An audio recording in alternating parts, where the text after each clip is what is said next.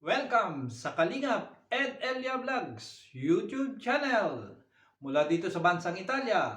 Kaya ay wini-welcome ko ng inyong likod lahat ng mga kalingap around the world international. Kaya bago tayo mag-umpisa, pakisuyo, pakisubscribe si Kuya Bal Santos Matubang at Edna Vlogs at Kalingap Rab. Maging aking channel kung gusto lang ninyo, Kalingap Ed Elia Vlogs. At bago tayo mag-umpisa, isa mo lang, music.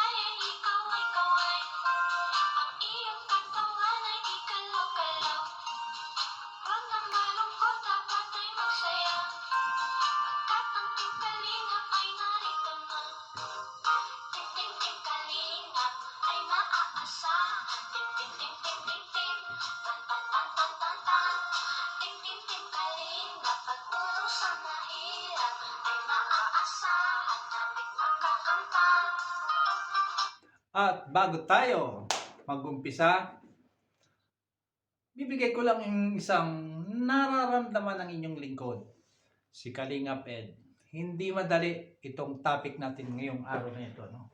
Ngayon po ay Martes, pero po habang ginagawa ko ito, rap drop ko ay talagang medyo, sabi nga, iniinitan ako na hindi ko malaman kung nilalamig ako, giniginaw. Dahil ngayon dito sa aming bansa, dito sa Italy, na bansang Italia ay bumalik ang winter. Dapat sana spring na kami at susunod ay winter. Ang nangyari, sa halip ngayon spring ay naging winter uli. Kaya kami, mga damit namin, hindi namin naintindihan. Maginaw na maginaw. At sa lahat ng mga kalingap, sa lahat ng mga subscriber ko, pakisuyo, subscribe nyo lahat ng mga kasama kong mga kalingap. Ang inyong lingkod bilang kalingap watcher ay sinashoutout ko lahat ng mga kasama ko. At lalong-lalo na, ulitin kong muli, huwag niyong kalimutan si Kuya Bal Santos Matubang, Ate Edna Vlogs at Kalingap Rab. At ngayon, napakaganda ng ating talakayan at ang nakita kong magandang content para sa araw na ito ay hindi maganda. Medyo nakakatakot. Maski ako natatakot, kinakabahan ako, no?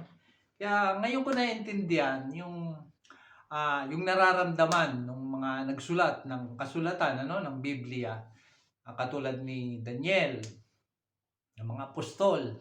Pero naman nagsusulat ka ng kasulatan at ang inyong lingkod ay gagamitin natin itong mga kasulatan na ito ng mga sinulat ng mga evanghelisador, propeta, at ng mga apostol tungkol ngayon sa huling araw, itong panahon natin ngayon, yung generation natin, na kasalukuyang nagaganap yung mga isinulat na nasa kasulatan, nasa prophecy. At pati hindi lang yan, pati yung mga current events, yung mga kasalukuyang kaganapan na nagaganap ngayon sa kapaligiran.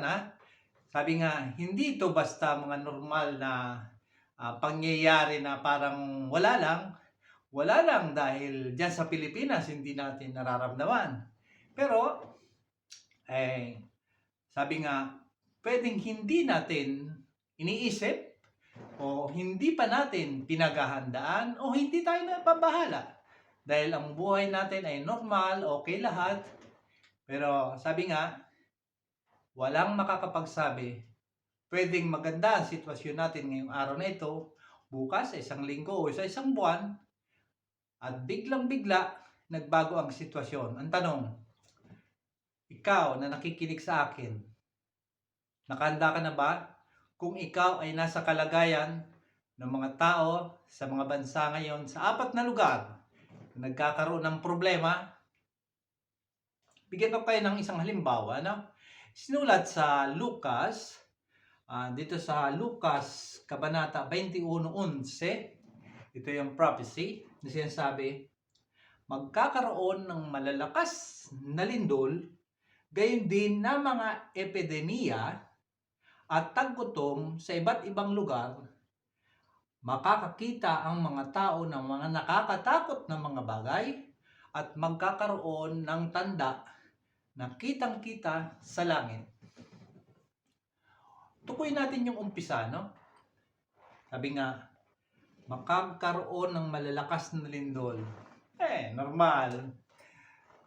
Nararanasan natin yan. Baliwala. Yung iba, hindi naapektuhan. At yung iba naman, talaga makita nyo. Giba ang mga bahay. Giba ang mga sasakyan. Ubos ang kanilang tinataglay. Pero, nangyayari sa iba. Pero kaya pa, no? May natitira, okay lang. Pero isa pa, gayon din ng mga epidemya. Yon.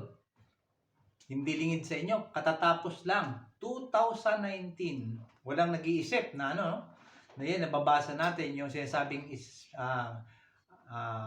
influenza espanyola. Nangyari yan, 1930s. Parang nabasa lang natin, no? Hindi yan magaganap sa panahon natin. Pero naganap. At walang makakapagsabing nakapaganda tayo doon. Sorpresa, inabot natin. Tayong lahat inabot ng sorpresa. Lahat tayo nag-face mask. At hindi lang yon, vaccine, di ba?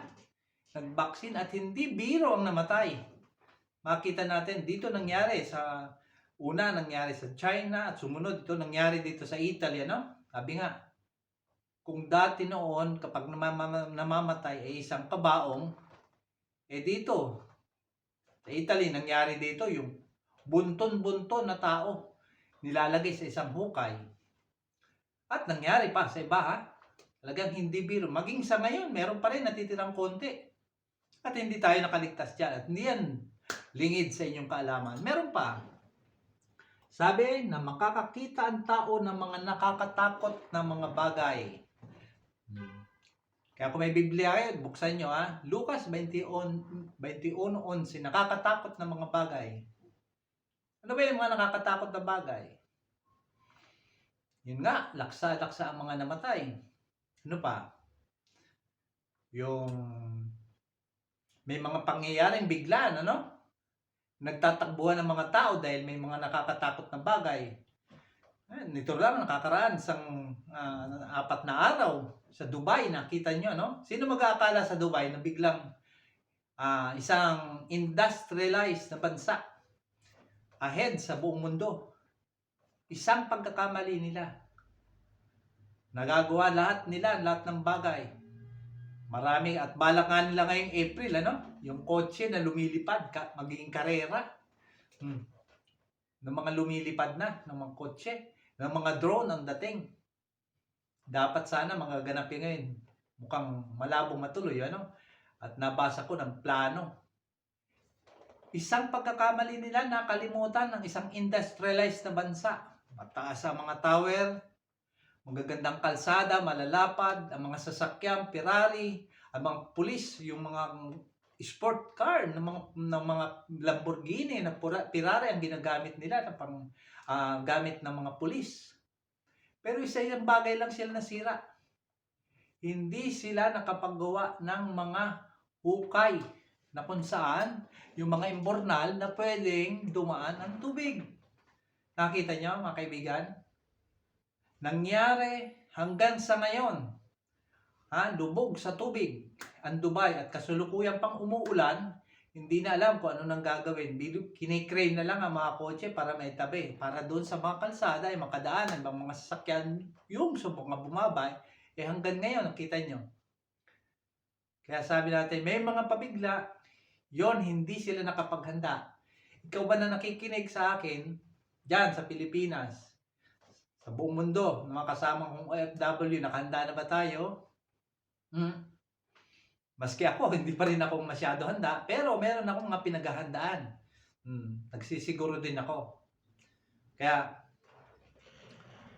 isa pa, Yung pagkakaroon ng tanda na kitang-kita sa langit, yung panghuli, ang sinasabi ng kasulatan. Ano ba yung nakikita natin sa langit ngayon? Marami na ngayon nagliliparan, ano? May nagliliparan drone, may nagliliparan ng tao, kasakay, na meron silang mga rocket sa likod, may mga drone na ginagamit, katayo, kotse, nagliliparan na. At maraming mga bagay.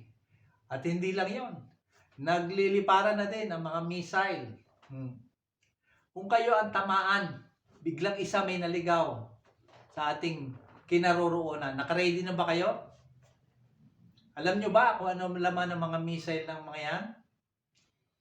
Ngayon po, ang mga missile ngayon ay meron ng nuclear. At pag bumagsak ang nuclear din na yan, ay yan po ay malalanghap natin. Meron na po ba tayo mga emergency nuclear mask? Wala pa. Meron na ba tayong mga tinatawag na nuclear medicine? Talakayin natin yan mamaya. Baka yung sa biglang bagsak, malapit tayo, wala tayong magagawa doon. Ang mga bahay natin, nakaready na ba? Ay mga bahay natin kahoy? Baka hindi tayo anda. Kailangan makapal na simento. Sabi nga, kahit nga building, hindi pinapatawad ng nuclear, ano? Pag bagsak niyan, talaga pudpud. Kita natin yung Hiroshima at Nagasaki. Limas. Said. At hindi lang yon, kung may nabuhay man. After 10 years at mga sumunod-sunod pa na taon, 15 years, yung mga nabuhay, namatay dahil dun sa radiation. Naka-ready na ba? May mask na ba? Mayroon na bang iinuming gamot? Baka iba ang pinaghahanda natin ngayon. Nakapokus tayo sa pagpapayaman, marami tayong pera. Pag nagkaroon bang biglaan na gera dyan sa atin, sa Pilipinas, yung pera natin may silbi pa kaya? Tanong, kayo lang pwedeng sumagot. Abalang-abala tayo ngayon. Maraming mga abala, mga politiko, away dito, away doon, kapwa politiko, vlog dito, vlog doon. Pero pag biglang may bumagsak na isang missile na naligaw, naka-ready na ba tayo? O baka ang ating kusina hindi pa naka-ready. Baka nga mawala pang sasaingin mamaya o bukas. Hindi naka-ready. Kaya marami tayong mga dapat ipagbigay pansin. Huwag natin baliwalain ang nangyayari. At hindi lang yan. Sabi nga, ayon sa Kawikaan 22:3, ito ang sinasabi, ano? Nakikita ng matalino ang panganib at nagtatago. Pero tuloy lang ang walang karanasan at pinagdudusahan ang epekto nito. Di ba't maganda ang kasulatan nito? Sabi nga, nakikita ng matalino yung panganib na parating. O baka naman wala tayong nakikita at lagi tayong relax. Ibig sabihin, pag wala tayong nakikita, ibig sabihin, hindi tayo matalino, no? Ano ba yung nababalitaan natin ngayon, nagaganap? Current events, yung kasalukuyan, nagaganap, yung mga headlines, balita. Headlines, balita! Ano bang balita? Yung balita ng kapitbahay, ni Marisol, ni Marites, yung mga tungkol sa buhay ng mga kapitbahay natin, hindi yan. Yung balita na nangyayari sa mga bigating bangsa, ngayon ay nagaganap, kasalukuyan. Ito ang digmaan ng, dito sa amin sa Europe, bandang dulo ng Europe, Ukraine at Russia. Unang salpukan, dalawa sila, nakita nyo naman, mag-iisang taon na. Libo-libo ang namamatay. Nagkakawalaan na ng pagkain. Bagsak ang ekonomiya nila. Maraming namatay. Sa tayo, okay lang. Baliwala. Pangalawa, Palestine, Israel. Napapanood nyo sa telebisyon. Kumusta ang Palestina ngayon? Mga tao, kita nyo naman, halos ni puno, wala na. Halos mga durog ang mga bahay. Hindi na alam ng mga tao kung saan at pupunta. Kung manonood kayo ng headlines, nag-aabang na lang sila ng mga relief na inilalaglag sa may tabi ng dagat. Nag-aagawan sila sa pagkain. Hindi nyo ba napansin? Okay lang. Hindi naman sa atin nangyayari, di ba?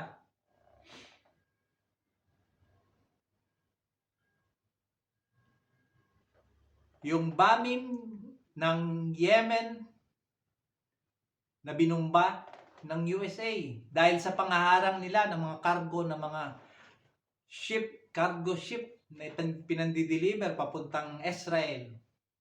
Hinaharang nila. Anong tinatawag dyan? Ship nap jack. Ship jack. Hindi hijack ha, kundi ship jack. Ninanakaw nila, hinaharang nila yung mga cargo ng mga pang-export, mga ini-import, export, mga gamit. Binomba sila ngayon ng USA. Ano pa? Nangyari nung isang araw. Binomba ng Iran ang Israel, gawa ng bomba naman ang Israel sa Damascus, sa isang embassy. Apat involved ba? 4 na pares ang involved. Sa atin dyan, sa Asia, wala ba kayong nararamdaman na hindi nagkakaintindihan? O kaya baka naman hindi lang natin napapansin, o kaya baliwala lang sa atin. Yung bang mga politiko naka-ready na kung sakali man, ang tatapang magsalita, pero kung may mangyari bigla sa Pilipinas, handa ba tayo? Yung tapang natin, baka 1 linggo lang tayo, wala na. Yun ay pwedeng hindi natin binibigyan ng pansin. Parang wala lang, di ba? At kung pag-uusapan natin, kung sana hindi mangyari. Sana hindi mangyari. Maski ako, ayaw ko. Dahil kalahati ng aking pamilya, mahigit ay nandyan sa Pilipinas. Dito sa Italy, konti lang nandito. Nag-aalala din ako sa lahat. Sa mga kababayan ko. Sa lahat ng mga Pilipino at lahat ng mga madadamay pag nagkaroon ng biglaang pagyera, no? Alam nyo ba? Imagine niyo, imagine niyo. Kapag nangyari, biglang nagkaroon ng hindi inaasahan, sana wag mangyari, no? Ayoko rin yung mangyari. Ano matitira? Military camp? At mga hospital matitira. Wala na. Labo-labo na dyan. Wala nang batas. Takbuhan ng mga tao doon, takbuhan dito. Patayan dito, patayan doon, wala na. Wala nang policy, wala nang pwedeng magpulis ng lugar. Kanya-kanyang batas na. Yung pera kaya, may halaga pa? Wala na rin. Wala na rin. Mawawala ng value ang mga pera. Ano ba nagkaka-value? Kaka-value ay ginto, mga lahas. Kung may gold man, Kung may diamond man o perlas man, yun, magkakabalyo. Pwedeng pambayad o pampalit. Pang-trade, palit sa buhay nila. Kung sila ay ma-checkpoint, kung sakali man. Para hindi lang patayin. Ano mahalaga? May naka-stock na ba tayong pagkain? O bakang iba, ini-stock ngayon. May mga pera, ano bang ginagawa nila? Nag-i-stock sila ng mga baril. Pampatay, pandepensa. At yung masasamang loob, baka ini-stock nila yun para balak nila, gamitin nila sa kalokohan, ano?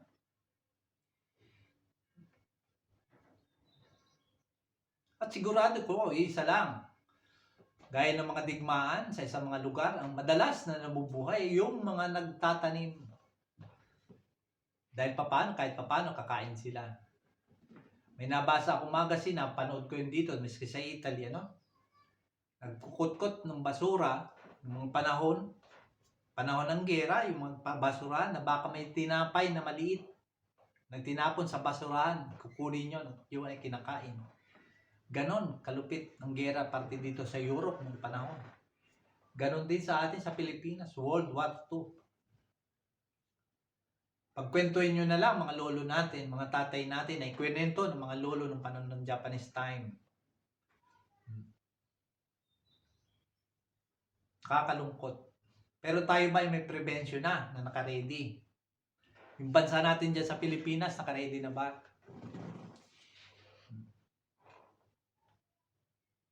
Yung walang pera, ano bang i-ready? Mahirap, hindi makakatakas. Kung yung may mga pera, lalamang silang konti. Naka-ready na ba ang inyong mga passport para pumunta, lumipad sa mga bansa in case na magkaroon ng biglaan, pangyayari dyan sa Asia? Naka-ready ba ang mga passport nyo para pumunta sa mga bansa na walang digmaan at instant makatakas?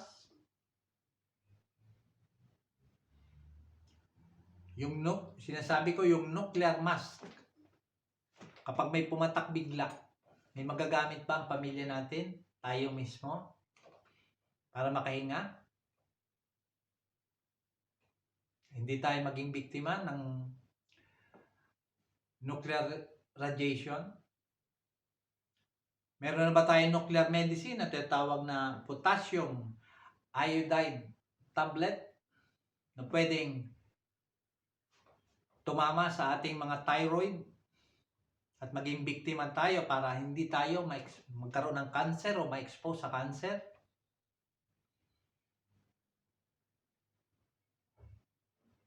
Aring hindi natin napapansin. Diba mga pinagkakaabalan natin ngayon? Nakapokus tayo sa traffic, pang-araw-araw na buhay, na normal lang. Isang lugar na maayos. Pero gaya ng bansa ng Ukraine at ng Russia, yung lugar nila, tahimik nilang lugar at hindi nila inaasahan dahil sa mga politiko, walang mga pasensya, ay nangyari bigla yung hindi inaasahan. Dahil sa away. Bakit to nagkakaroon ng away ngayong huling panahon natin? Basahin natin, no? Pero sinasabi ko sa iyo na nasa huling araw ay magiging mapanganib at mahirap ang kalagayan. Itong panahon natin, mahirap ang kalagayan. Dito tayo sa huling araw, tinatawag salita ng Diyos. Ito ay nakaulat sa 2 Timoteo 3, 1-5. Dahil ang mga tao ay magiging makasarili. May bigin sa pera. Mayabang. Mapagmataas. Mamumusong. Masuwayin sa magulang. Mga walang utang na loob. Di tapat. Walang likas na pagmamahal. Ayaw makipagkasundo. Maninirang puri. Walang pagpipigil sa sarili. Mabangis. Napupot sa kabutihan. Taksil. Matitigas ang ulo. Mapagmalaki, may bigin sa kaluguran sa halip na may bigin sa Diyos. At mukhang makadiyos. Pero iba naman ang pamamaraan ng pamumuhay. Layuan mo sila. layuan mo sila, yung mga ganun tao. Sa lugar nyo ba? Sa bahay nyo ba? Sa mga kapitbahay nyo ba? Walang ganyang mga ugali sa bansa natin? Tama. Sang-ayon din ako dyan. Marami na. Halos lahat ng binanggit ng kasulatan, nandyan ang ugali ng mga tao. Eh paano kung ang mga presidente ng mga bansa ay ganyan din ang ugali?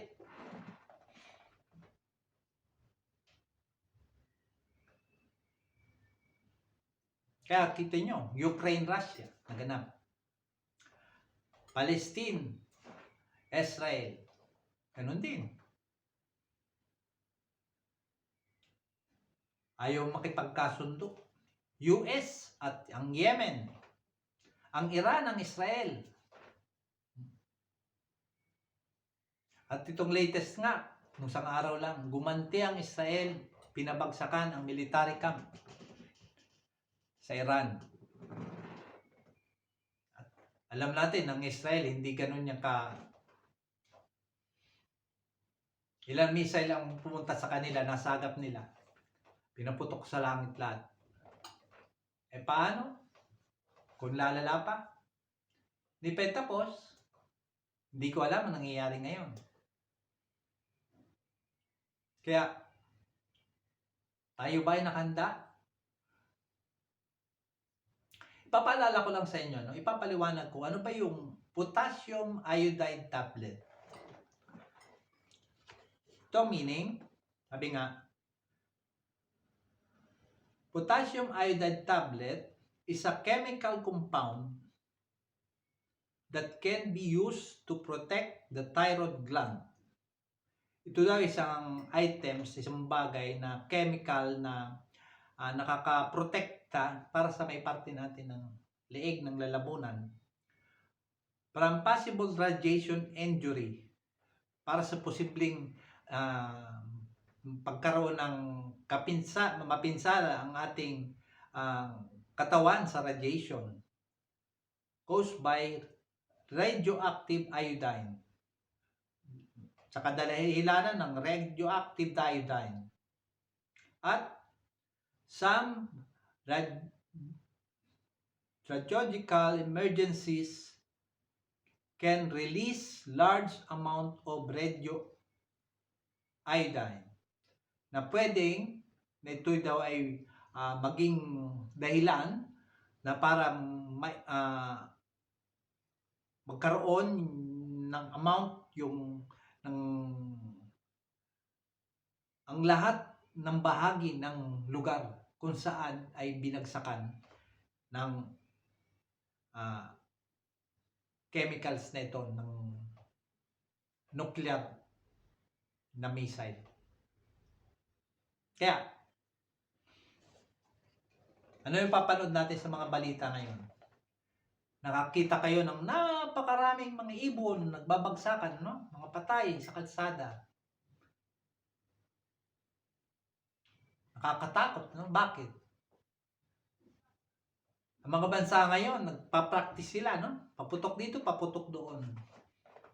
Sa sabog, sa taas. Ang mga ibon, nalalanghap nila. Sila na muna, bago ang tao, matibay ang resistensya ng mga tao. Ang mga hayop, mga insekto, may inang babagsakan sila. Yung mga dagat natin, manood kayo sa YouTube. Sabi, himala! Ang daming isda! Mga balyena, mga pating, nasa tabing dagat, nagtatabihan. Tuwan-tuwa mga tao, no? Mga dilis, mga isdang may kaliskis, yung mga tamban, dami, tatabihan. Paano sa may bandang gitna, binabagsakan nila, nandun ang radioactive, yung bumagsak na sa tubig, nagtatakbuhan ang mga isda, nagpupunta sa pangpang, gusto rin nilang mabuhay. Dahil nga pagkalat noon, takbuhan. Di nyo ba napapansin ang Pasipiko, yung bagsakan ng pinagpapraktisan ng ibang bansa dyan, ah, mga poderosong bansa, pinagpapraktisan, binabagsak lang sa dagat natin ng Pasipiko. Yan ang epekto, hindi yan himala. Yan epekto nung mga pinag-practice ng mga nuclear, ng mga missile na nagbagsakan dyan sa ilalim at yung mga pumutok sa itaas. Kaya mga tao ngayon ang mga sakit. Tumor, cancer. Bakit? Yung mga patuloyan ng mga pagpapaputok nila sa iba-ibang lugar, nalalanghap natin yan, dinadala yan ng hangin. Hindi natin nakikita.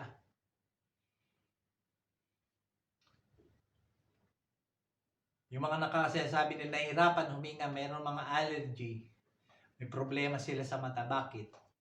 Sumasama sa hangin. At meron tayo itong magazine dito ng jw.org. At siya sabi, pwede pa ba tayong maging ligtas at panatag? Mga banta sa ating kaligtasan at kapanatagan. Nararanasan ng henerasyong ito ang pinakamalaking pagsulong sa teknolohiya, sensya at sistema ng pananalapi. Pero posible ang henerasyon ding ito ang tuluyang sisira sa sistema ng politika, ekonomiya at kalikasan ng mundo. Ayon to sa The Global Risk Report 2018 World Economic Forum. Sabi nga, bakit? Bakit nababahala mga tao sa kinabukasan at sa ating planeta?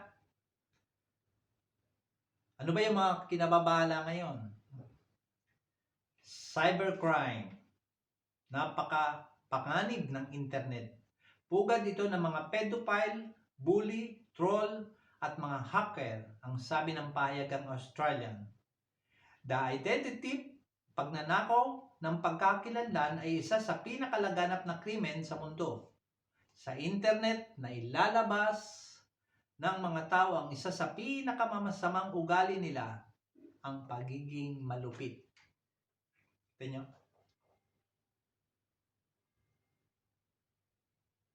Social media natin, pasama ng pasama.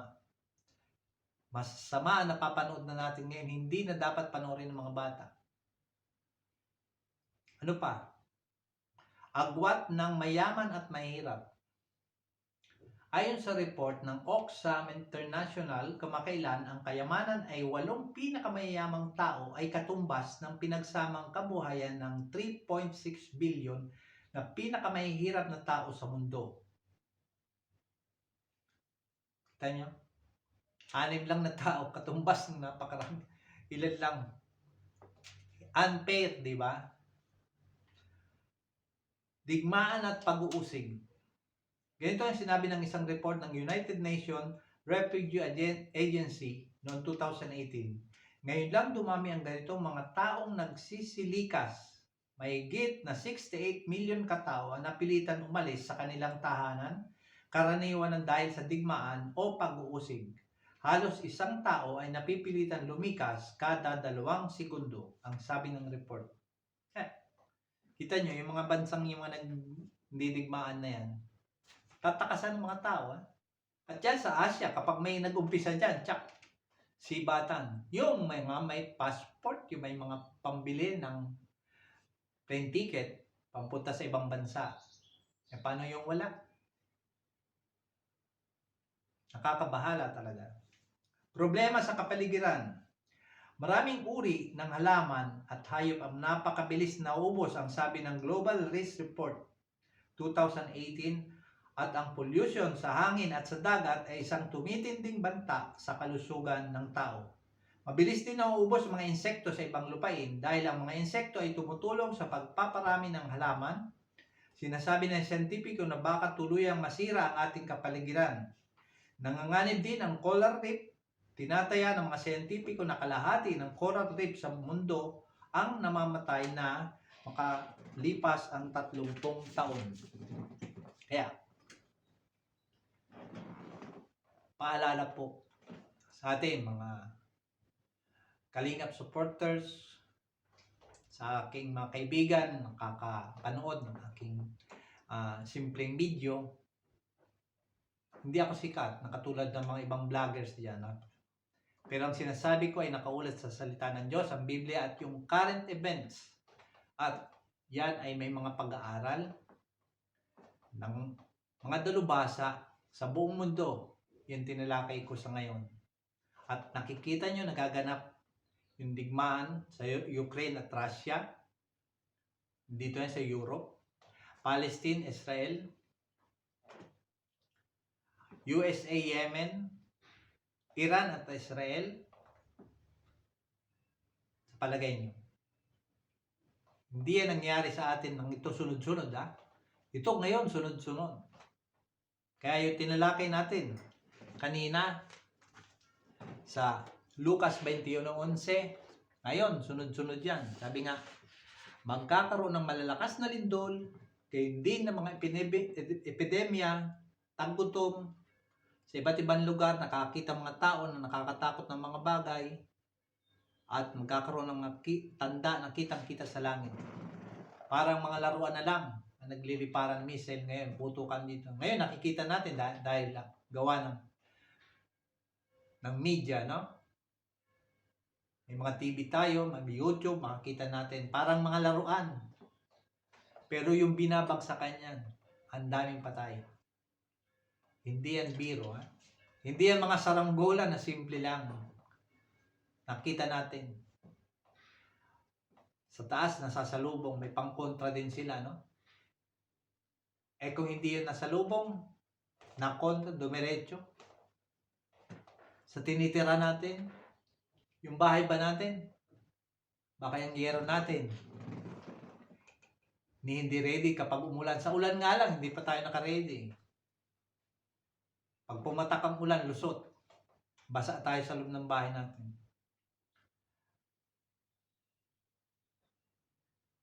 Kaya sabi ko sa inyo mga kaibigan, maghanda tayo. Manalangin. Manalangin na tayo ngayon pa lang. Mag-ready tayo. Huwag kung ano-ano mga pinagagawa natin. Mga walang kwentang bagay, pakikialam sa buhay ng ating mga kapwa, ng kapitbahay, ng mga ating kamag-anak, kung sino man. Sabi nga, kailangan natin ang matalik na kaugnayan sa Diyos. Kung sakali man, sana wag matuloy. Hindi tayo madamay. Kasi parang nagiging ordinaryo na lang ng digmaan ng mga bansa sa bansa. At nangyari yan, nandiyan yan sa hula. Ha? Kaya, ito po ang inyong lingkod. Nagbibigay sa inyo ng konting tip. Maganda tayo. Paalala natin ating mga mahal sa buhay. Magbasa ng Biblia. Mga kalingap. Panalangin. Check. Sabi nga, may kakayanan ng Diyos na hindi natin kaya. Ito pong muli, si Kalingap Edel Vlogs ay nagbibigay sa inyo ng babala para doon sa mga hindi nakakapaganda, parang baliwala lang, pero sabi nga, na matalino, ang nakakita ng, sabi ng Kawikaan 22:3, na matalino nakakita ng panganib sa malayo pa. Sabi nga, tuloy lang ang mga walang karanasan at nagdurusa sa epekto nito. Kaya bago maghuli ang lahat, sabi nga, maganda tayo. Umuha tayo ng pati ng pagplano, baka sakaling maligtas tayo. Ito po muli, si Kalingap Edel Vlogs ay nagpapaalam mula dito sa bansang Italia. I love you all. Bye-bye.